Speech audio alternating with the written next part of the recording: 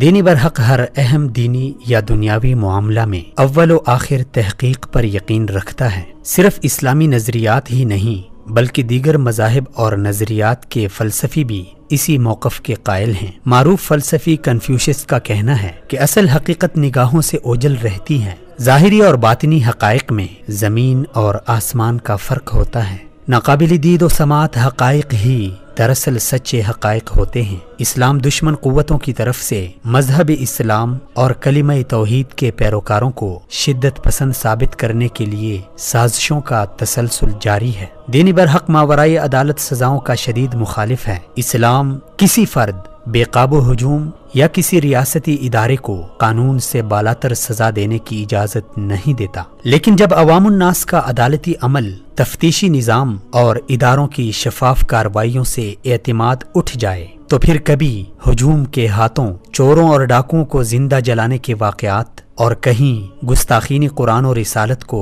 سخت ترین سزائیں یا حتیٰ کہ موت کے گھاٹ اتارنے جیسے افسوسناک واقعات رونما ہوتے ہیں، جن کے بعد لادینی قوتوں کی طرف سے اسلام اور مسلمانوں کے خلاف ہرزہ سرائی شروع ہو جاتی ہے۔ اسی سلسلے کا تازہ واقعہ ولی خان یونیورسٹی مردان میں اس وقت پیش آیا جب طلبہ کے ایک جنونی ہجوم نے مشعل خان نامی ایک طالب علم کو گستاخی رسول قرار دے کر بے دردی سے قتل کر دیا۔ تعجب کی بات یہ ہے کہ اس حوالے سے کسی عالم دین یا کسی مذہبی جماعت کی طرف سے اس کے قتل یا حتیٰ کہ زد و کوب تک کرنے کا کوئی فتویٰ صادر نہیں ہوا تھا، اور نہ ہی مشعل خان کو قتل کرنے میں کسی مسجد یا مدرسے کے پڑے ہوئے راسخ العقیدہ لوگ شامل تھے۔ اس تعجب کے ساتھ ساتھ افسوس کی بات یہ ہے کہ ان حقائق کے باوجود لبرل مافیا کے گن گانے والے ہمارے میڈیا نے پھر بھی اسلام اور اسلام پسندوں کو آڑے ہاتھوں لیا۔ انتہائی قابل غور ہے کہ جب بھی پاکستان میں کبھی بھارتی یا ایرانی دہشت گردی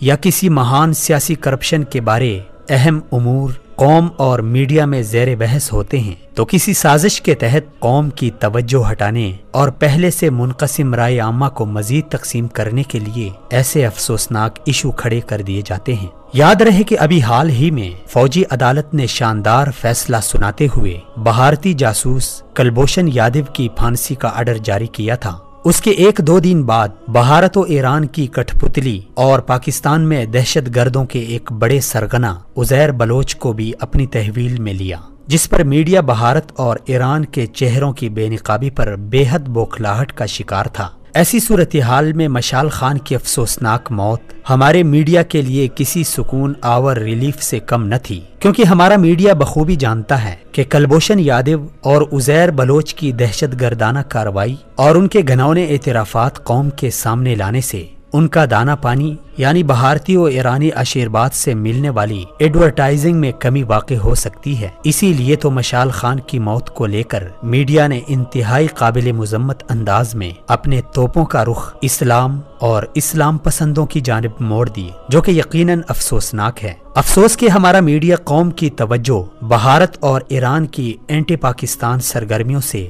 ہٹانے کی بھرپور کوشش میں دن رات مصروف عمل ہے۔ مشعل خان کا ماسکو میں ملحدانہ نظریات سے متاثر ہونے کی بھی خبریں گردش کرتی ہے، لیکن وہ اس کا ذاتی مسئلہ تھا جس کی بنا پر کسی کو یہ حق حاصل نہیں کہ اس کو بنیاد بنا کر اس کو قتل کر دے۔ لیکن بعض ذرائع کا یہ بھی کہنا ہے کہ مشعل خان اس واقعے سے کچھ عرصہ قبل ایران کا دورہ کر کے آیا تھا۔ یقیناً یہ بات قابل تشویش ہے کہ پاکستان میں مذہبی اور لسانی دہشت گردی کے جو بھی واقعات ہوتے ہیں ان کے پیچھے ایران اور انڈیا کا کسی نہ کسی طرح سے عمل دخل ہوتا ہے۔ اگرچہ اس حوالے سے تحقیقات ابھی مکمل نہیں ہے، لیکن کئی ایسے سوالات جنم لے رہے ہیں جن کا جواب تاحال کسی کے پاس نہیں ہے۔ باوثوق ذرائع کے مطابق مشعل خان کی گستاخانہ حرکتوں سے یونیورسٹی انتظامیہ کو بہت پہلے آگاہ کیا گیا تھا۔ تحقیقات تک مشعل خان کو اپنے دو ساتھیوں سمیت یونیورسٹی سے خارج کیا گیا تھا۔ یونیورسٹی سے نکالنے کے باوجود مشعل خان کو یونیورسٹی ہاسٹل میں کیوں پایا گیا؟ 18 اپریل کو یونیورسٹی نے تحقیقاتی رپورٹ پیش کرنی تھی،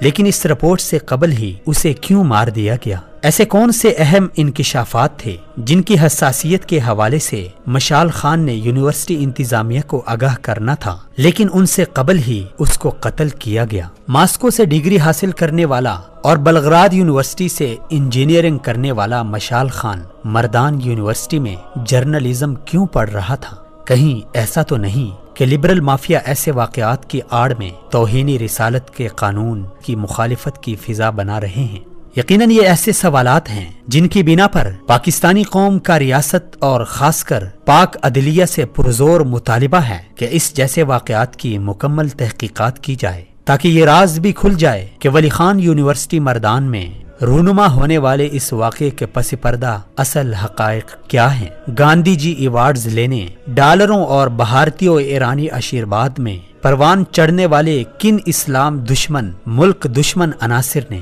اس کے یونیورسٹی میں داخلہ پر پابندی کے باوجود کن مقاصد کی تکمیل کے لیے اسے وہاں بلا کر اس بہیمانہ قتل کا ممکنہ طور پر خود ساختہ ڈرامہ عین اسی وقت رچایا کہ جب قوم بھارتی اور ایرانی دہشت گرد جاسوس کلبھوشن یادو اور ملک دشمن قوتوں کے کٹھ پتلی عزیر بلوچ جیسے انتہائی حساس معاملات پر فکری ہم آہنگی اور قومی و ملی اتحاد کی طرف گامزن تھی۔